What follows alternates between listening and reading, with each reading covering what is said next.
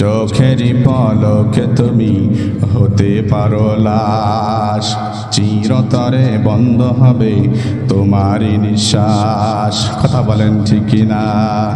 চোখেরই পলকে তুমি হতে পারো লাশ, চিরতরে বন্ধ হবে তোমারই নিঃশ্বাস। হবে এলান তোমারই নাম মসজিদের মাইকে, হবে এলান তোমারই নাম মসজিদের মাইকে। বাড়িওয়ালা নাই রে বাড়ি নাই রে দুনিয়াতে, বাড়িওয়ালা নাই রে বাড়ি নাই রে দুনিয়াতে। চোখেরই পলকে তুমি হতে পারো লাশ, চিরতরে বন্ধ হবে তোমারই নিঃশ্বাস। কথা বলেন ঠিক কিনা? আমার বাবা আল্লাহর নবী বললেন, ও সাহাবীরা তোমরা আমার সাহাবার গোসল দাও। আমি পয়গম্বর নিজে আমার সাহাবার জানাজার নামাজ পড়াবো।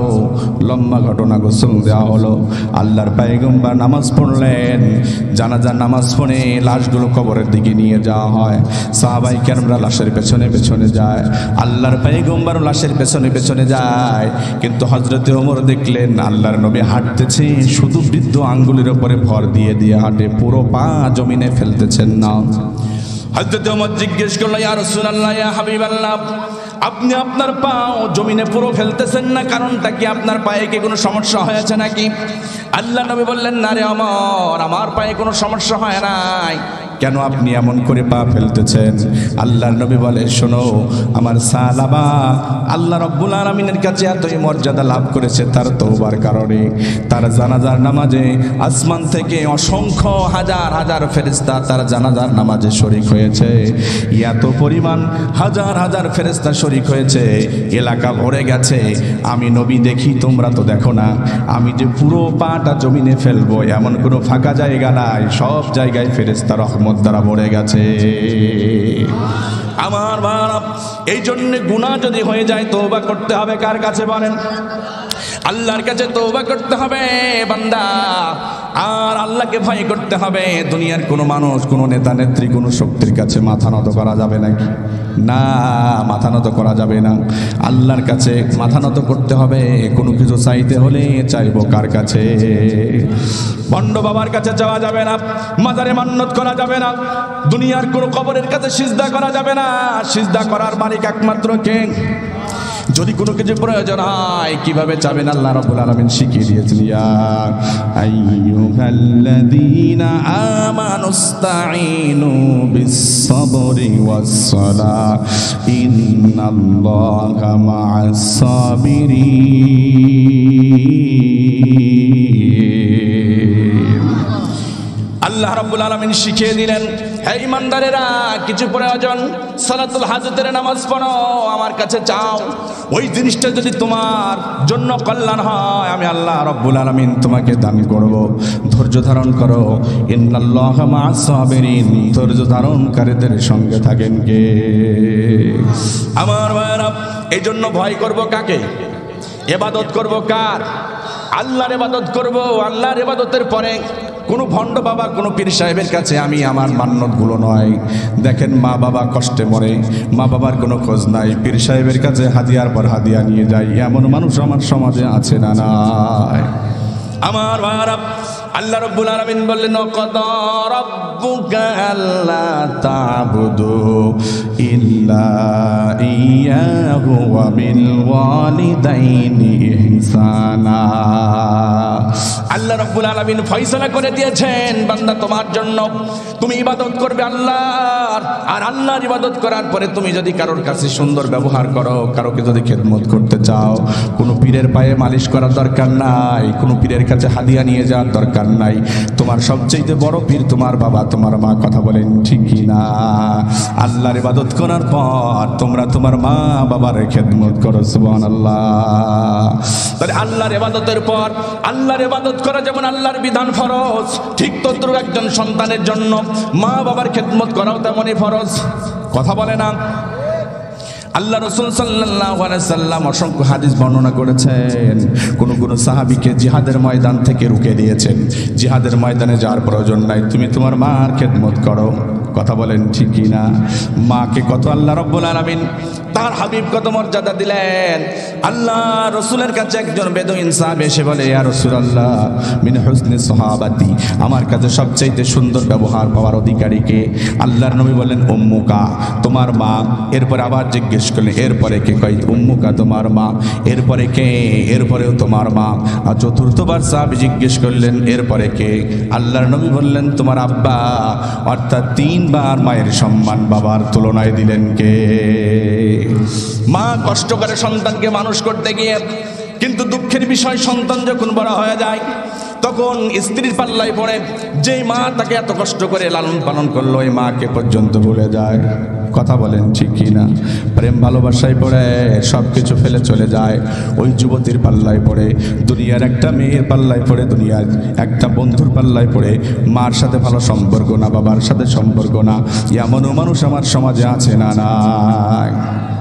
আমার বাবাজিরা, যদি কোনো সন্তান তার মাকে কষ্ট দেয়, আল্লাহ রাব্বুল আলামিন 2টা শাস্তির ব্যবস্থা করেছেন। একটা দুনিয়াতে থেকে লাঞ্ছনা করবেন, গঞ্জনা দিবেন, আর 2 নম্বর আখিরাতের ময়দানে বান্দাকে শাস্তির কাঠগড়ায় দাঁড় করাবেন কে? 1 মিনিটে একটু কথা, কয়েক মিনিট একটু কথা বলে দেবো। আপনারা কি রাগ করছেন? বিরক্তি হচ্ছেন? আমার ভাইরা, পাকিস্তানের আল্লামা তারেক জামিল তিনি কিতাব লিখেছেন অসংখ্য, তার মধ্যে একটা কিতাব চোখে দেখা কবরের আযাব। তিনি পৃথিবীতে যেইগুলো সত্যি সত্যি কবরের আযাব মানুষেরা দেখেছে, সেই সমস্ত কবরের আযাবের ঘটনাগুলি তিনি একটা বইয়ের মধ্যে সন্নিবেশিত করেছেন। এই আল্লামা তারেক জামিল দামাত বারকাতুহুম তার একটা কিতাবের নাম দিয়েছেন চোখে দেখা কবরের আযাব। তিনি বলেন পাকিস্তানের একদম সত্য ঘটনা। তিনি এক এলাকার মধ্যে দাওয়াতের কাজের জন্য গিয়েছেন। সেখানকার কিছু মানুষ তাদেরকে কারবাজারি শোনালো, সত্য সত্য কথা শোনালো যে সন্তান যদি মাকে কষ্ট দেয় দুনিয়াতে আল্লাহ রাব্বুল আলামিন কেমন আযাব আর লাঞ্ছনা গঞ্জনার ব্যবস্থা করে। তিনি বইয়ের মধ্যে লিখেছেন, একজন মা একটা সন্তান, ছেলে সন্তান প্রসব করল। সন্তান দুনিয়াতে ভূমিষ্ঠ হলো। কয়েকদিনের মধ্যে সন্তানের বাবাটা দুনিয়া থেকে বিদায় হয়ে গেল। এবার সন্তান এখনো ছোট, 1 বছর পার যখন হয়েছে, লোকেরা বলল ও মা তুমি তো যৌবন তোমার রয়েছে, কেবলমাত্র তোমার একটা মাত্র সন্তান, তোমার বাকি জীবনটা পড়ে রয়েছে, তোমার স্বামী দুনিয়া থেকে বিদায় হয়ে গেছে, তুমি আরেকটা বিয়ে বসো। কিন্তু মা বলল না, আমি যদি বিয়ে বসি আমার কলিজার টুকরা সন্তান বাবা হারিয়ে এতিম হয়ে গেছে, আবার আমি যদি বিবাহ বসি অন্য জায়গায় চলে যাই আমার সন্তান ডাবল এতিম হয়ে যাবে। কথা বলেন ঠিক না? এখনকার মানুষ দেখা যায় না, কিন্তু আমরা দাদা দাদি চাচা চাচির মুখে শুনেছি, তারা বলতো মেয়েরা খুব লজ্জাশীল ছিল, তখন বলতো বিয়ে তো একবারই মেয়েরা করে। কথা বলেন ঠিক কিনা? এখন তো মেয়েরা নিজে নিজেই তালাক দিয়ে দেয়, কথা হয় না। এখন তো মেয়েরা স্বামীর কথা মতো চলে না, এখন স্বামীরাই তো আপনার স্ত্রীর কথা মতো চলে। কথা বলে। কিন্তু আল্লাহ রাসূল সাল্লাল্লাহু আলাইহি সাল্লাম শরীয়তের বিধান হলো স্বামীর কথা মতো চলবে স্ত্রী, কিন্তু এখন স্ত্রীর কথা মতো চলছে স্বামীরা। তারপরেও মাঝে মাঝে আলটিমেটাম দেয়, তোমার ভাত খাবো না। কথা কয় না? আমি বলি ভাত না খাই তাহলে চিড়ি খা, নাই আটা এনে দিই রুটি বানিয়ে বানিয়ে খা। মেয়েদের একটা কমন ডায়লগ, তোমার ভাত খাবো না। তোমার বাড়িতে আসার পরে শান্তি পাইলাম না, বলে কি বলে না? আমার ভাইয়েরা, এক রাজার দরবারে সংবাদ চলে গেল। রাজাকে বলল, আপনি আপনার প্রজাদের দেখাশোনা করেন, সব কিছু দেন, কিন্তু আপনার প্রজারা কেউ আপনার কথা মানে না, সবাই তো তার বউয়ের কথা মতো চলে। প্রজার এই সমস্ত কথাগুলো শুনে রাজা বলল, তোমাদের কথা বিশ্বাস করব না, একটা স্টেজ বানাও, সকল প্রজাদেরকে সামনে নিয়ে আসো, আমি জিজ্ঞেস করব সত্যি কি তারা বউর কথা মতো চলে নাকি আমি রাজার কথা মতো চলে। স্টেজ করা হলো, সিংহাসনে রাজা বসলো, বাম দিকে সকল মানুষগুলি। রাজা বলল, তোমরা যারা বউর কথা মতো চলো তারা ডান দিকে চলে যাও, আর যারা আমার কথা মতো চলো তারা বাম দিকে দাঁড়িয়ে থাকো। এবার রাজা দেখে পিঁপড়ে লাইনের মতো সব ডান দিকে, যেতে যেতে সব ডান দিকে, একজন নওজোয়ান যুবক বাম দিকে দাঁড়ায় আছে। রাজা টানা নিঃশ্বাস ফেলে বলে, নীল তো কাটেছে, একজন তো আছে। এই যুবক, তুমি তোমার বউকে খুব শাসন করে রাখো তাই না? যুবক বলে, হুজুর শাসন করে রাখি কি রাখি না বলতে পারবো না, তবে বাড়ির থেকে যখন বেরিয়েছি আমার স্ত্রী বলে দিয়েছে সবাই দাঁড়াবে যেই দিকে, তুই মিনসি দাঁড়াবি তার বিপরীত দিকে। বলেন তো ওরা মানে এতটা ডাবল মানে, কথা কয় না, ওরা তো মানে এতটা ডাবল মানে। এখন বর্তমান পরিস্থিতি হলো এরকম, ও মা, স্বামীকে যদি ভালোবাসা যায়, স্বামীর মাথার উপরে যদি একটু হাত বুলাই দেওয়া যায়, ওই হাতের নিচে যতগুলি চুল পড়বে গুনে গুনে সব লিখে দেবেন কে? বলছেন তোকে। এই ওয়াজ করে আবার অনেক সময় বিপদে পড়া হয়। এক হুজুর ওয়াজ করেছেন, পেছন দিক থেকে কাউন্টার দিয়েছে, কারণ তখন ছিল মহিলা ক্ষমতাধার, রান্নাঘর থেকে মিনিস্টার পর্যন্ত মহিলা। কথা কয় না, কথা বলতেও তো চিন্তা, পেছন দিক থেকে মহিলা কাউন্টার দিয়েছে। হুজুর তো চমকে গিয়েছে, কি মাহফিলের অনুমতি দেয় নাই? দিছে তো, কয় কাউন্টার দেয় কে? কই কি বলে শোনেন। মহিলা ডেকে বলে, হুজুর ওয়াজ করেছেন স্বামীর মাথার উপরে হাত বুনিয়ে দিলে হাতের নিচে যতগুলি চুল থাকবে গুনে গুনে সব দেওয়া হবে। তো আমার স্বামীর মাথা তো ফুটবল খেলার স্টেডিয়াম, তার মানে কোনো চুল নাই। এখন আপনি ফতোয়া দেন, আমি কেমনে সওয়াব পাবো? বলেন তো, যে আল্লাহ তাআলা স্ত্রীর সুন্দর হাত মাথার উপরে দিলে পারে, চুলওয়ালা মাথার উপরে দিলে সওয়াব দিতে পারে। ও যদি মহব্বতের স্বরে টাক মাথার উপরও হাত বোলায় দেয়, সওয়াব আল্লাহ দিতে পারে কি পারে না? আমার ভাইরা, আল্লাহ রাসূল সাল্লাল্লাহু আলাইহি সাল্লাম বলেন, যদি কোনো মানুষের পায়ে সিজদা দেওয়া জায়েজ থাকতো, আমি পয়গম্বর নির্দেশ দিয়ে দিতাম ওই স্ত্রীগুলো যেন তার স্বামীর পায়ে সিজদা দেয়, তার স্বামীর পায়ে সিজদা দেয়। এর জন্য যদিও হাদিস না বলা হয়েছে, স্বামীর পায়ের নিচে স্ত্রীর বেহেশত, এরকম একটা হাদিস না, একটা ওয়াজ করছে আর কি। তো এই মিলাদ মাহফিল হয় না গ্রামে, এক হুজুর ওয়াজ করছে, তো মহিলা ওই দিন ওয়াজ শুনতে আসছে মিলাদে, কিন্তু স্বামী আসে নাই, বেচারা সারাদিন কাজকর্ম করে আপনার গরমের সময় ঘুমিয়ে গেছে। কারেন্টের এই বিদ্যুতের অবস্থা খারাপ ছিল, তো তিনি যখন কারেন্ট চলে গেছে মাথাটা দরজার কাছে দিয়া একটু বাতাস খাইতেছেন আর ঘুমাচ্ছেন আর কি। তো ওই যে আপনার স্ত্রী ওয়াজ শুনে এক প্যাকেট খেচুড়ি নিয়ে বাড়িতে গেছে, যার পরে উনি তো জানে না যে স্বামী একেবারে দরজার কাছে মাথা দিয়ে আছে। তো প্রথম পা দিয়েছে তো স্বামীর মুখে লেগে গেছে। স্বামী বলতেছে, কোন হুজুরের ওয়াজ শুনে আসলি, প্রথমে এসে মুখে ঘা। তো স্ত্রী কি বলছে জানেন? স্ত্রী বলছে, ওগো তোমার কই লেগেছে? কয় মুখে লেগেছে। কয় তাও ভালো। তাও ভালো মানে? মুখে লাথি মারছে, তাও ভালো মানে? কয় মিলাদের হুজুর বলেছে যে স্বামীর পায়ের নিচে জান্নাত, জান্নাত পায়ে লাগে নাই, মুখে লাগছে, সেটাও ভালো। বলেন তো, ওয়াজ এরকম উল্টো বুঝলে হবে? তবে শুধু মা বোনদের বিরুদ্ধে বললে হবে না, মা বোনদের বিরুদ্ধে যদি বলি তো বলবে হুজুর যেন চুয়াডাঙ্গা না পায়। কি বদদোয়া করবে কিনা? মাদের মন খুব নরম, যেমন বদদোয়া করতে পারে আবার ভালো দোয়া করতে পারে, কথায় কথায় মান্যত করে, কথা বলে না। আল্লাহ তুমি এটি ফিরে দাও, আমি তোমার এটা দেবো, আল্লাহ তুমি এটা ফিরে দাও, আমি তোমার এটা দেবো, কথা বলেন ঠিক কিনা? এখন ছাগল হারিয়ে গিয়েছে না মুরগি হারিয়ে গিয়েছে, এখন মা মান্যত করছে, আল্লাহ তুমি যদি আমার মুরগিটা ফিরাই দাও, তাহলে খাসি ছাগলটা তোমার মান্যত দেবো। হারিয়ে গিয়েছে কি মুরগি, মানে ওই আবেগে অনেক কিছু করে ফেলায়। এই জন্য শুধু মায়ের বিরুদ্ধে না, আমার সমাজে এমনও যুবক আছে যারা বউ পিটানোর উস্তাদ, আছে না নাই? বিয়ে করার সময় ঘটককে বলেছিল যে আমার বউটার যেন নাকটা খুব সুন্দর হয়, মুখটা যেন সুন্দর হয়। বিয়ে করেছে, করার পরে এখন কথায় না কথায় খালি বলে তোর মুখ ডুকরে দেবো। কি তোর মুখ ডুকরে দেবো, তোর নাক ফাটাই দেবো, কিন্তু আবার মাঝে মাঝে নাক ফাটাইয়া দেয়, আবার মুখ ফাটাইয়া দেয়। শুনে রাখেন, যারা স্বামী, স্ত্রীর অঙ্গহানি করা যাবে না। যদি আপনার না ভালো লাগে তো আপনি সাটকাট করে দেন, তবে শাসন করার জন্য মারার সিস্টেম হচ্ছে আধা হাত লাঠি হতে হবে। কয় হাত? কতটুকু? নাংলা লড়ি না, আধা হাত লাঠি হতে হবে। এখন বলেন তো, কথাটা শুনতে খারাপ লাগলেও আধা হাত লাঠি যদি হয়, আত্মা কারোর বউ যদি খুব বেশি মোটা শরীর হয় আর ডিজিটাল মার্কা হয়, তাহলে পারে ওর গায়ে আধা হাত লাঠি দিয়ে মারবেন। বলছে মারছো না কত কত দেখছো গো, কথা বলেন ঠিক কিনা? একজন যুবক বলছে, হুজুর আপনারা তো বলেন আধা হাত লাঠি ছাড়া তো মারা যাবে না, তাই আধা হাত লাঠি শিখিয়ে নেবো, কিন্তু ডিজিটাল বউ শাসন করবো কেমনে? তো ডিজিটাল বউ শাসন করতে গিয়ে আধা হাত লাঠি শিখিয়ে নেবো, কিন্তু ডিজিটাল কায়দায় মারবো। কই কেমনে মারবি ডিজিটাল কায়দায়? কই লাঠিটা নাকের ভিতর ঢুকে ফোড় করে দিয়ে একদম ডিজিটাল কায়দায় ঘোরাবো। বলেন তো, এই ক্ষতিও কি কোনো স্বামীর পক্ষে করা আল্লাহ রসুল কোনো শরিয়াতের বিধানে জায়েজ করেছে? না।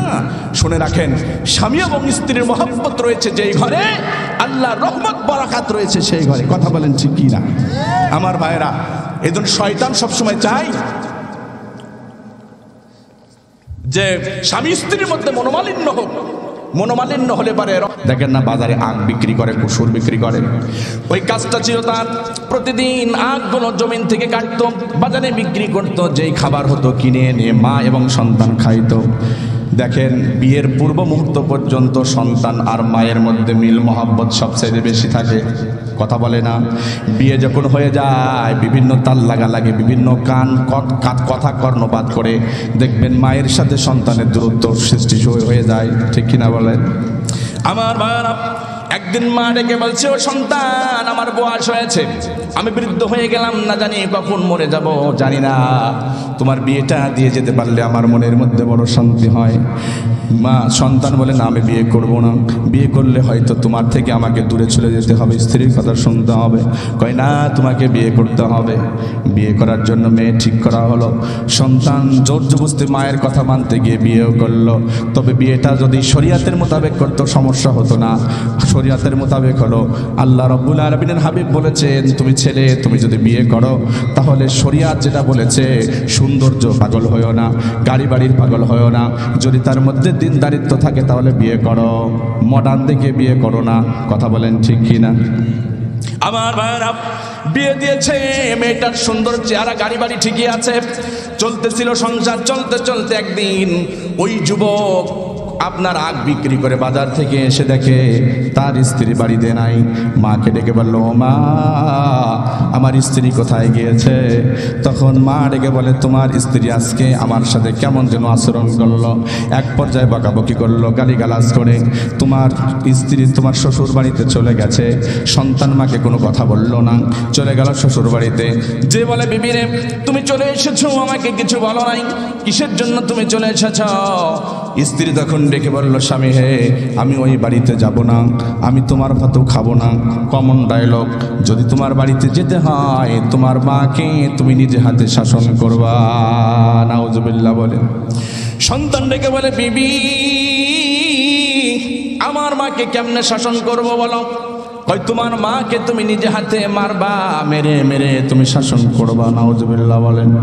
সন্তান ডেকে বলে, বিবি রে, তুমি তো জানো না, ছোট্টবেলায় আমি যখন জন্মগ্রহণ করেছি তখন থেকে আমার বাবা দুনিয়া থেকে বিদায় হয়ে গেছে। আমার জনম দুঃখী মা পরের বাড়িতে কাজ করে করে আমারে মানুষ করেছে। ওই মাকে আমি কেমনে নিজে হাতে মারবো? আমি তো পারবো না। আমি আমার মাকে কেমনে কষ্ট দেবো? আমি তো মারতে পারবো না। বিবি ডেকে বলে, তাহলে তোমার বাড়িতে আমি যাব না। তুমি যদি শাসন না করতে পারো তাহলে তো আমি তোমার বাড়িতে যাব না। শীতের রাত, এক পর্যায়ে নাখান্দা কুলাঙ্গার সন্তান বিবির কথা মতো রাজি হয়ে গেল। ঠিক আছে, তুমি চলো, যাই, মাকে মারবো, ঠিকই মারবো, তাহলে চলো। বাড়িতে চলে গেলেন। লম্বা ঘটনা। বাড়িতে যাবার পরে মাকে ডাকতেছেন সন্তান, পেছনের দিকে হাতের লাঠি নিয়া। মাকে ডেকে বলে, মা, তুমি বাড়িতে ঘর থেকে বেরিয়ে আসো। মা জননী, শীতের রাত, বৃদ্ধ হয়ে গিয়েছে, মাথাটা উঁচু করতে পারে না। ওই মা জননী জনম দুঃখী যখন বাইরে চলে এসেছে, সন্তান কোনো কথা বলে নাই, বার্তা বলে নাই। স্ত্রী শিখিয়ে দেওয়া অবস্থায় তিনি মাকে প্রহার শুরু করেছেন, মাকে বেদম প্রহার শুরু করেছেন। মা ডেকে বলে, সন্তান, এই মায়ের খাওয়ার জন্যই কি আমি বিবাহ করি নাই? অন্য জায়গায় কষ্ট করে পরের বাড়িতে কাজ করে করে তোমারে মানুষ করলাম। তুমি কি আমার এই প্রতিদান দিলা? বাবা, আমি বৃদ্ধ মানুষ, তোমার মার তো আমি সহ্য করতে পারি না। এই শীতের রাত, শীতের সময় অল্প মার দিলেও বেশি ব্যথা লাগে, ঠিক কিনা বলে? মা জননী চোখের পানি ছেড়ে দিয়ে কাঁদলেন। ওর মতো মেরে বউকে নিয়ে অন্য ঘরে চলে গেল। এরপরে মা জননীর আর কোনো খোঁজও নেয় না, খাবার ঠিক রকম দেয় না, দেয় না, এমন করে চলতেছিল। মা জননী রাত্র যখন হয়, ব্যথায় কুকাতে থাকে, কাঁদতে থাকে, একটা ঔষধ পর্যন্ত দিল না, শুধু কান্না করে আর কান্না করে। এরপরও মা জননী সন্তানের জন্য দোয়া করে না। সুবহানাল্লাহ বলেন। এইভাবেই খেয়ে না খেয়ে চলতেছিল। হঠাৎ করে ওই সন্তান আবার আরেকদিন বাড়িতে যখন আসলো, এসে দেখে তার স্ত্রী ঘরের ভিতরে নাই। মাকে জিজ্ঞেস করলো, মা, তোমার বৌমা কোথায় গেছে? কই, আমাকে তুমি কোনো কথা জিজ্ঞেস করবা না। তুমি মনে করো হয়তো আমার অপরাধ, তোমার পাড়া প্রতিবেশী চাচি যারা আছে তাদেরকে জিজ্ঞেস করো, আমি কোনো কথা বলি নাই। তোমার স্ত্রী আজকে আমাকে গায়ে পেতে ঝগড়া বেঁধে দিয়ে ফেলেছিল, আমাকে অকথ্য ভাষায় গালিগালাজ করেছে, বাড়ি থেকে চলে গেছে শ্বশুর বাড়ি। তুমি শ্বশুর বাড়িতে চলে যাও।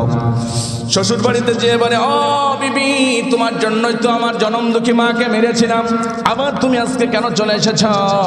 এবার তিনি আলটিমেটাম দিলেন, শোনো, তোমার বাড়িতে আমি যাব না, তবে তোমার বাড়িতে যেতে পারে। আমি যদি তোমার বাড়ি যাই আমি থাকবো, নয়তো তোমার মা থাকবে।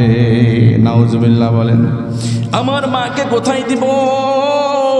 আমাকে মানুষ করতে গিয়া আমার মা আমার নানা নানির পরিবার থেকে বিচ্ছিন্ন, কারোর কথা শোনে নাই। আমাকে মানুষ করতে গিয়া সে বিবাহ শাদী করে নাই বলে তার পরিবার থেকে বিচ্ছিন্ন, কেউ তার দেখাশোনা করে না। আমার মাকে কই পাঠাবো? তোমাকে তো আমি নিতে চাই। কই, তোমার মাকে কোনো কোথাও পাঠানোর দরকার নাই। তুমি এমন এক কাজ করবা যেই কাজের কারণে ওই আপদ দূর হয়ে যাবে, কেউ বুঝতেও পারবে না। কই, কি করব? কই, তোমার মাকে তুমি নিজে হাতে দুনিয়া থেকে বিদায় করে দিবে। নাউজুবিল্লাহ বলেন। কেমনে রে, কেমনে আমি আমার মাকে নিজে হাতে মারবো? জনম দুঃখী মাকে কেমনে মারবো আমি? আমার নিজে হাতে কেমনে মারবো? যেই মা ছোট্ট থেকে লালন পালন করে নিজে না খাওয়াই আমারে খাওয়াইলো, নিজে না পরে আমারে পড়াইলো, সেই মাকে আমি কেমনে দুনিয়া থেকে বিদায় করে দেব? এবার ডাইনি বৌমা আপনার ভালো করে পরামর্শ দিচ্ছে, ষড়যন্ত্র করছে। শোনো, তুমি আজকে বাড়িতে যাবা, কিছু বলবা না। আগামীকাল আগগুলো বিক্রি করবা, বাজার থেকে যেই টাকা হবে সেই টাকা দিয়ে তোমার মায়ের জন্য কিছু কমলা লেবু আর আপেল কিনে আনবা, একটু জুস কিনে নিয়ে আসবা। আনার পরে সন্ধ্যাবেলায় তুমি তোমার মাকে ডাকবা। দেখবা তুমি যখন বারবার মাকে ডাকবা, মা ঘর থেকে বের হয়ে আসবে। তোমার মাকে মারবা না, মাকে ডেকে বলবা, মা, কয়েকদিন আগে তোমাকে মেরেছি, আমি বড্ড ভুল করে ফেলেছি, আমি আমার ভুল বুঝতে পেরেছি। মা, তোমার শরীরটা বড় খারাপ, তুমি বৃদ্ধ হয়ে গেছো, মাথাটা উঁচু করতে পারো না, তোমার জন্য একটু ফল ফ্রুট কিনা দরকার, খাওয়ানো দরকার, ভালো খাদ্য। ও মা, আজকে তোমার জন্য এই যে আপেল নিয়ে এনেছি, এই যে তোমার জন্য কমলা লেবু এনেছি, এই যে তোমার জন্য একটু জুস এনেছি, তুমি মা খাও। এই যখন বলবা, তোমার মা দেখবা তোমার প্রতি খুশি হয়ে যাবে। এরপরে বলবা, মা, এখন আখের দাম তো বাজারে খুব বেশি, তবে একা একা জমিনে পরিষ্কার করে মাথায় বেশি নিয়ে যেতে পারি না। মা গো, তুমি যদি একটু কষ্ট করে আমার সাথে একটু জমিনে যাইতা, আমার আখগুলো একটু পরিষ্কার করে দিতা, আর বেশি করে আমার মাথার ওপরে বোঝাটা তুলে দিতে পারতা, আমি একটু বেশি বিক্রি করতাম, আর তোমার জন্য একটু বেশি ভালো ভালো খাদ্য কিনে এনে তোমারে খাওয়াইতে পারতাম। এমন যখন রাজি হয়ে যাবেন, তখন তুমি রাত থাকতে থাকতে ওই আখের জমিনে চলে যাবা। ওই সময় মাঠে কোনো মানুষ থাকে না। ওই সময় তোমার মা যখন তোমার আখগুলো পরিষ্কার করবে, বৃদ্ধ মানুষ যখন মাজা নিচু করে পরিষ্কার করবে, পেছন দিক থেকে তুমি একটা কোদাল নিয়ে যাবা। ওই কোদাল দিয়ে তোমার মায়ের পেছন দিক থেকে মাথার উপরে মেরে দেবা। এরপরে দেখবা তোমার মা দুনিয়া থেকে বিদায় হয়ে যাবে। ওই ভোর থাকতে রাত থাকতে থাকতে জমিনের ভিতরে গর্ত কেটে পুঁতে রাখবা, দুনিয়ার কোনো মানুষ জানবে না। প্রতিবেশী যদি জিজ্ঞেস করে, বলবো, দেখেন না মাঝে মাঝে ঝগড়া হয়, আজকে কোথায় যেন চলে গেছে, আমাদেরকে বলে নাই। তোমার মাকে খোঁজার মতো তোমার ফ্যামিলি মেম্বার কেউ নাই, তোমার কোনো আত্মীয় স্বজন খুঁজবে না। তাহলে কি হবে? সাপও মরবে, লাঠিও ভাঙবে না। এইটা যদি তুমি করতে পারো তাহলে কিছুই হবে না। তখন সন্তান প্রথমে রাজি হতে চায় না, এক পর্যায়ে বিবির এই কুমন্ত্রণা রাজি হয়ে গেল। এরপরে চলে আসলো বাড়িতে, সেদিন কিছু বললো না, একদম স্ত্রী ষড়যন্ত্র মোতাবেক পরের দিন খাবার কিনলো, ফল কিনলো, ফলমূল কিনলো, কেনার পরে চলে এসেছে বাড়িতে। সন্ধ্যাবেলায় এসে বলে, মা, ও মা, ঘরের ভিতর থেকে বেরিয়ে আসো। জনম দুঃখী মা মনে করছে, কালকে তো হয়তো আমাকে মারে নাই, আজকে বুঝি আমাকে আবার মারবে, এই জন্য বুঝি আমাকে ডাকতেছে। ডেকে বলে, ও সন্তান, আমাকে আজকে আর মারিস না রে বাবা, কয়দিন পূর্বে তুই আমারে মেরেছিলি, এখনো পর্যন্ত সেই ব্যথা আমার এখনো সারে নাই। এখন আমি রাত্রেবেলায় ঘুমাইতে পারি না, আমার পিঠির ভিতরে এখনো বড় যন্ত্রণা করে, বড় ব্যথা। ও সন্তান, তোর পাও ধরি, তোর হাত ধরি, যদি তুই বলিস এই বাড়ি থেকে বের হয়ে চলে যাব, শীতের সময় বৃদ্ধ মানুষ, আমি তোমার মার সহ্য করতে পারবো না। সন্তান বলে, মা, তোমাকে মারবো না, তুমি ঘর থেকে বেরিয়ে চলে আসো। সন্তান যখন মাকে বারবার ডাকে, বলেন তো মার অন্তরের ভিতরে সন্তানের মা ডাক শোনার পরে মহব্বত বাড়ে না কমে? বেড়ে যায়। এক পর্যায়ে মা ভয়ে ভয়ে ঘরের দরজাটা খুলে ফেললেন। এরপরে ঘরের দরজা থেকে বেরিয়ে চলে আসলেন, না জানি আমার সন্তান সত্যি কি মারবে কিনা। আমার এক পর্যায়ে সন্তান মারল না ঠিক, হাতের ভিতরে থেকে কমলা লেবু আর আপেল আর একটা আপনার জুসের বোতল বের করে দিয়ে বলে, মা, ও মা, আমি বড্ড ভুল করেছি তোমাকে মেরে, আমি বড় অনুতপ্ত তোমাকে মেরে, তুমি আমার জনম দুঃখী মা, তোমাকে মেরেছি, খুব কষ্ট পেয়েছি মা, এই নাও তোমার জন্য একটু আপেল কমলা লেবু আর জুস এনেছি, তুমি খাও। এরপরে মা বলতেছে, বলছে, সন্তান রে তুই জানোস নি আমি মা যদি পেট ভরে খায় আর আমার সন্তান যদি না খায়, জানিস নি আমি মায়ের পেট ভরে না। ঠিক কিনা বলেন? ও সন্তান তুমি জানো না, তুমি যদি খাও আর আমি মা যদি না খেয়েও থাকি, না খেয়ে থাকা পেটটাও যেন ভরে যায় সন্তানকে যখন খাইতে দেখে। কথা বলেন ঠিক কি না? আমরা ছোটবেলায় যখন ছিলাম বুঝতে পারি নাই, এখন যখন বাবা হয়েছি তখন বুঝেছি আমার মা আমার বাবা কত কষ্ট করেছে আমাকে মানুষ করতে গিয়ে। কি কথা বলেন ঠিক কি না? এখন অনেক সময় আমরা যখন ছোট ছিলাম বাজারে অনেক কিছু কিনেছি খেয়েছি, কিন্তু এখন যদি কিছু কিনে কোনো মানুষ কোনো কিছু হাদিয়াও দেয়, চোখ লজ্জায় যদি খেয়েও নিই, ওই প্রকারের জিনিস আমি আমার সন্তানের জন্য নিয়ে যাই। কি ব্যাপার, আমি বাজারে খাইলাম, আমার সন্তান তো খাইতে মনে চায়। আর যদি ওই জিনিসটা বাজারের থেকে নিয়ে যেতে পারি তাহলে তো সন্তানকে সঙ্গে করে নিয়েই খাওয়া তৃপ্তি হয়। কথা বলেন ঠিক কি না? আমার ভাইয়েরা, সন্তান যখন বারবার মাকে এই কথাগুলো বলছে, মা মনে করে সত্যি আমার সন্তান হয়তো অনুতপ্ত হয়েছে, দেখে বলে বাবা তুমি ক্ষমা চাওয়ার কোনো প্রয়োজন নাই, দুঃখ পাবার কোনো প্রয়োজন নাই, আমি মা তোমাকে ক্ষমা করে দিয়েছি। কয় মা গো, ওই যে স্ত্রী শিখিয়ে দেয় কথা মতো, মা গো এখন তো আখের বড় দাম, তুমি যদি একটু কষ্ট করে রাত থাকতে থাকতে একটু জমিনে যাইতা, আখগুলো আমি কেটে দিতাম, তুমি যদি একটু পরিষ্কার করে দিতা, ওইটা যদি আমার মাথার উপরে তুলে দিতা, আমি একটু বেশি আখ বিক্রি করে তোমার জন্য একটু খাবার নিয়ে আনতে পারতাম। মা ডেকে বলে বোকা ছেলে, এটা নিয়ে কোনো টেনশন করার দরকার নাই, আমি কষ্ট করে হলো আগামীকাল রাত থাকতে থাকতে তোমাকে ডেকে দেব, আর আমার জন্য খাবারের কোনো প্রয়োজন নাই। আমি মা চাই একটু বেশি বিক্রি করে তুমি তোমার সংসারকে একটু ভালো করো, তোমরা একটু ভালো পড়ো, তোমরা একটু ভালো খাও, এইটা আমি মা চাই, আমি তো খাইতে চাই না, আমি তো তোমার ভালোবাসাটাই চাই। কথা বলেন ঠিক কিনা? যারে সন্তান তুমি ঘুমাতে চলে যাও, সন্তান স্ত্রীর কাছে ঘরে ঘুমিয়ে গেল, এদিকে মা জননী ঘরের ভিতরে এসে, মা জননীর যেন ঘুম হয় না। মা জননী আপনার কাপড়ের আঁচল তুলে আল্লাহর কাছে দোয়া করে, রব তুমি তো আমার সন্তানকে বুঝ দিয়েছিল, রব তুমি আমার সন্তানকে কবুল করে নাও, আমার সন্তানের জীবনের গুনাহ মাফ করে দাও। ওই জনম দুঃখী মা তো জানে না তাকে মারার জন্য সন্তান কি ষড়যন্ত্র করেছে। সারা রাত্র চোখের পানি ছেড়ে দিয়ে আসল ভিজিয়ে আল্লাহর কাছে দোয়া করে, তাহাজ্জুদের নামাজ পড়ে দোয়া করে, এরপরে ফজরের আজান যখন প্রথম কেউ দিয়েছে, ফজরের নামাজটা আদায় করে সন্তানকে ডেকে দিল, বাবা এখনো তো রাত আছে, চলো দ্রুত একটু জমিনে চলে যায়। সন্তান ষড়যন্ত্র অনুযায়ী কোদাল আর কি দিয়ে মারতে হবে সব কিছু গুছিয়ে চলে গেল জমিনের ভিতরে মাকে সঙ্গে গড়িয়ে নিয়া। শীতের রাত, এবার মাকে কাজের মধ্যে ব্যস্ত রাখার জন্য সন্তান কুসুরগুলো আখগুলো কেটে দিলেন, আর মা জননী কষ্ট করে শীতের মধ্যে হাতগুলো ঠান্ডা হয়ে গেছে, বরফ হয়ে গেছে, তারপর সন্তানের একটু সচ্ছলতা আসবে, এই জন্য মা কষ্ট করে মাথাটা নিচু করে মাজাটা কুজু করে ওই আখগুলো পরিষ্কার করতেছেন, আর এদিকে সন্তান মাকে কিভাবে মারবে এই পজিশন খুঁজতেছে। হাতের ভিতরে কোদাল নিয়ে মায়ের পেছনের দিকে এসেছে, এসে মাকে মারবে এই জন্য পজিশন খুঁজতেছে। এটা জিকির করেন লা ইলাহা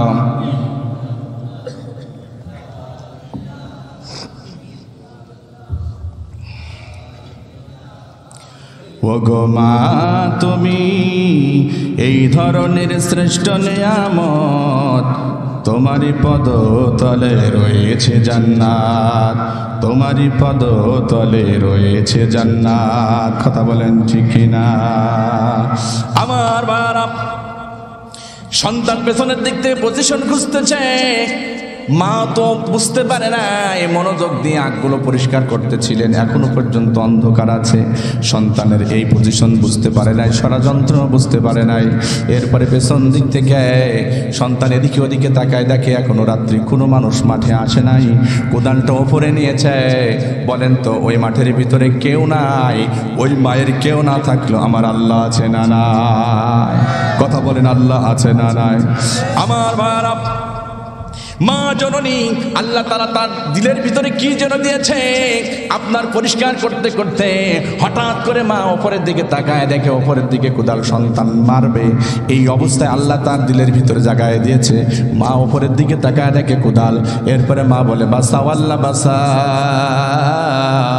আল্লাহ তুমি আমাকে বাঁচাও, এই বলে সামনে দৌড়, পরে কি ওঠে দৌড় শুরু করে দিয়েছে। কিছুক্ষণ পর যাবার পরে পেছন দিক থেকে সন্তানের আওয়াজ শুনতেছে, বলে মা গো গো মা তুমি আমাকে বাঁচাও। মা কথা যখন শুনেছে, মা জননী আপনার ব্রেক করেছে আর সামনের দিকে যায় না, তবে পরিষ্কার দেখা যায় না, ঘর ঘর দেখা যায়। দেখে সন্তান যেই জায়গায় কোদাল উঁচু করে দাঁড়িয়েছিল সেখানে এখনো কোদাল উঁচু করে দাঁড়িয়ে আছে। মনে মনে ভাবতেছে হয়তো আমার সন্তান আবার আমার সাথে অভিনয় করছে, আমাকে ডাকার জন্য এই কথাগুলো বলছে। ওই সন্তান কথা বলতেছে আর বলতেছে, মাগো তুমি আমাকে বাঁচাও, আমি নড়তে পারি না, চড়তে পারি না, আমাকে তুমি বাঁচাও। বারবার যখন মাকে ডেকে বাঁচাও বাঁচাও করেছে, মায়ের হৃদয়ের ভিতরে আবার মহাব্বত তৈরি হয়ে গেছে। চিন্তা করলো হয়তো আমার সন্তান কোনো বিপদে পড়ে গেছে কিনা। এরপরে মা পেছনের দিকে আসে আবার যায়, আবার আসে আবার যায়। এইভাবে আস্তে আস্তে করে এসে দেখতেছে সন্তান একেবারে পুরা মূর্তির মতো হয়ে গেছে, হাত নাড়াইতে পারে না, পাও নাড়াইতে পারে না, আপনার কোদাল উঁচু করে দাঁড়িয়ে আছে কিন্তু শুধু কথা বলতে পারে। এক পর্যায়ে আল্লাহ রাব্বুল আলামিন তারপরে নারাজ হয়ে গেছে, টাটকা আযাব দেওয়া শুরু করেছে। আল্লামা তারিক জামিল তার কিতাবের মধ্যে লিখে ওই সন্তানের পাও আস্তে আস্তে আপনার জমিনের মধ্যে দাবা শুরু করেছে। মা জননী সন্তানের হাত তুলে হাত ধরে টানতে গিয়েছে কিন্তু উঠাতে পারে নাই। এক পর্যায়ে জমিনের গজব শুরু হয়েছে, আপনার হাঁটু পর্যন্ত সন্তানের পা দেবে গেল। মা চিৎকার করে কান্দের বলে, আমার সন্তানকে বাঁচাও, কে কোথায় রয়েছে ও মাঠের মানুষগুলি, তুমি আমার সন্তানকে বাঁচাও। মানুষগুলি মায়ের চিৎকারে সবাই দৌড়ে চলে আসলো, এসে সন্তানকে বাঁচানোর জন্য সবাই হাত ধরে টানতে থাকে, কোদাল ছোড়াতে থাকে কিন্তু কেউ পারে না, পুরো মূর্তির মতো হয়ে গেছে। মুহূর্তের মধ্যে সন্তানকে মাটিতে গ্রাস করে নিল, মাটির মধ্যে চলে গেল, কেউ ঠেকাইতে পারল না। মা জননী এখনো পর্যন্ত তার সন্তানের জন্য কান্না করে আর বলে, ও প্রতিবেশীরা, আমার সন্তান আমার চোখের সামনে দুনিয়া থেকে বিদায় হয়ে গেল, তোমরা আমার সন্তানের লাশটা অন্তত খুঁড়ে খুঁড়ে আমাকে বের করে দাও, শেষবারের মতো আমার কলেজার টুকরা সন্তান, আমার সন্তানকে একটু দেখবো। দেখেন মা কি জিনিস, যাকে মারার জন্য এত ষড়যন্ত্র করলো সেই মা জননী সেই সন্তানের জন্য আহাজারি করে আর কাঁদে, ঠিক কি না বলেন? এটাই তো মা। ও যুবক, মা যতদিন থাকবে বুঝতে পারবা না, মার মতো ধন যদি হারিয়ে যায় তখনই বুঝবা। যাদের মা চলে গেছে তারাই শুধু বুঝতে পারে, কথা বলেন ঠিক কি না? আমার ভাইয়েরা, মায়ের আহাজারিতে এলাকার মানুষগুলি একত্রিত হয়ে গেল। এরপরে খোঁড়া শুরু করলো, 20 ফিট পর্যন্ত খুঁড়েছে কিন্তু সন্তানকে খুঁজে পায় নাই। এই জন্য আল্লাহ রাব্বুল আলামিনের হাবিব বলেন, যদি কোনো সন্তান তার মাকে কষ্ট দেয়, দুনিয়াতে আল্লাহ তাআলা বিভিন্ন বালা মুসিবতের মধ্যে ফেলে দেবে, আর আখিরাতের ময়দানে সন্তান মার অবাধ্য হবার কারণে আল্লাহ রাব্বুল আলামিন শাস্তি দান করবে। এই যে সবে বরাতের রাত্রিতে আল্লাহর পয়গম্বর বলেন, আল্লাহ তাআলা সকল মানুষকে মাফ করে দেন, অনলি 2 শ্রেণীর মানুষকে আল্লাহ ক্ষমা করবেন না। একটা হচ্ছে মুশরিকিন ও মুশাহিন, একটা হচ্ছে মুশরিক যারা আল্লাহর সাথে শিরিক স্থাপিত করে, আর 2 নম্বর হচ্ছে বিদ্বেষ পোষণকারী যারা হিংসা বিদ্বেষ করে। তবে আরেকটা হাদিসের মধ্যে রয়েছে, যারা মা বাবার অবাধ্য সন্তান তাদেরকেও এই সবে বরাতের রাত্রিতে আল্লাহ মাফ করবেন না। যতক্ষণ পর্যন্ত সন্তান মায়ের কাছে মাফ না চাবে ততক্ষণ পর্যন্ত আল্লাহ মাফ করবেন না। এই জন্য আপনাদের পা ধরে হাত ধরে যাদের মা দুনিয়াতে বেঁচে আছে, যাদের বাবা বেঁচে আছে, তা আপনাদের জন্য জান্নাতের দরজা খোলা আছে। কথা আমার না রসুলের। রসুল বলছেন, তোমার মা বাবা যদি দুনিয়াতে বেঁচে থাকে তাহলে তোমার জান্নাতের 2 দরজা খোলা আছে। তুমি তোমার মায়ের খেদমত করো, তুমি তোমার বাবার খেদমত করো। নিজের জীবনে তুমি মায়ের কাছে কত ভুল করেছ, আর কাল ক্ষেপণ করো না। মা যদি দুনিয়া থেকে চলে যায়, মাপ চাবার মতো আর মাকে খুঁজে পাবা না। আজকেই যাও, এখনই যাও মায়ের কাছে মাপ চাও। ও মা, কত অপরাধ করেছি, তোমাকে কত বকা দিয়েছি, তোমাকে কত খারাপ কথা বলেছে, গালি দিয়েছি। ও মা, তুমি আমাকে ক্ষমা করে দাও, কারণ তুমি যদি বেজার হয়ে যাও, বেজার হয়ে যাবে কে? আল্লাহ পাক বলেন, তুমি যদি তোমার মা বাবাকে খুশি করতে পারো, আমি রব খুশি হয়ে যাব। এই জন্য অনুরোধ থাকবে, যাদের মা বাবা বেঁচে আছে, যতদিন পর্যন্ত বেঁচে থাকবো আমরা খেদমত করব। আল্লাহ তৌফিক দান করুক, জোরে বলেন আমিন। খেদমত করবো তো ভাই। বলেন তো আমরা কোন আয়াতের কোন সূরার আলোচনা শুনছি? সূরা তওবা। কোন সূরা? সূরা তওবা আয়াত নম্বর 119। প্রথমে ছিল ইয়া আইয়ুহাল্লাযীনা আমানুত্তাকুল্লাহ, 1 নম্বর ভয় করব কাকে? 2 নম্বর ওয়াকুনু মা'আস সাদিকিন, আমরা দুনিয়াতে চলবো ফিরবো কাদের সাথে? চোর ডাকাতের সাথে না আলেম ওলামাদের সাথে? ইমাম সাহেবদের সাথে না ব্যবসায়িক বড় টাকা পয়সা আছে নেতা নেত্রী আছে তাদের সাথে? আলেম ওলামা, আপনার দ্বীনের পথে যারা চলে, ইসলামের পথে যারা চলে, নায়েবে রাসূল যারা, আল্লাহর ওলি যারা, তাদের সাথে আমাদের থাকতে হবে। কথা বলেন ঠিক কি না? কারণ আল্লাহর পয়গম্বর বলেন আলমার উ মাআমান আহাব্বা, দুনিয়াতে যার সাথে যার মহব্বত, তার সাথে যারা হাসর হবে, তার সাথে তার কিয়ামত হবে। দুনিয়াতে যদি আপনি মদখোরের সাথে সম্পর্ক করেন, কিয়ামতের ময়দানে তার সাথেই হবে। কথা বলেন ঠিক কি না? এমন নেতার সাথে সম্পর্ক যে টিন মারে, গম মারে, চাল মারে, সব কিছু খেয়ে ফেলায়, এর সাথে যদি আপনার সম্পর্ক হয়, এর যদি আপনি সাপোর্ট করেন, হাসরের ময়দানে আপনি চুরি করেন নাই, কিন্তু চুরি আলা মানুষকে সাপোর্ট করার কারণে তার পেছনে আপনার হাসর নাসর হবে। ঠিক কিনা বলেন? এর জন্য আলেম ওলামাদের সঙ্গে থাকতে হবে। আমরা থাকবো তো ইনশাআল্লাহ। নারায়ে তাকবীর। আল কোরআনের আলম, কোরআন সুন্নাহর আলম, নারায়ে তাকবীর। কোরআন আছে যেখানে, আলেম ওলামা যেখানে, নায়েবে রাসূল যেখানে, নারায়ে তাকবীর। হাত নামান। তাহলে আমরা দুইটি বিষয় আজকে নিয়ে যাব। একটা হচ্ছে আল্লাহর ভয়। আল্লাহর ভয় যদি থাকে, ওই মানুষটা গোপনে গর্তের ভিতরে বলেন, ওই যে পানির নিচে বলেন, সমুদ্রের ভিতরে বলেন, চতুর্দিকে ঘর আটকানো আছে, তারপরেও কেউ গুনাহ করবে না? গুনাহ করতে পারবে না। এজন্য আল্লাহর ভয় হৃদয়ের ভিতরে জাগ্রত করতে হবে। 2 নম্বর, সৎ সঙ্গে আমাদেরকে বেছে নিতে হবে। আল্লাহ আমাদের তৌফিক দান করুক। সম্মানিত ভাইয়েরা,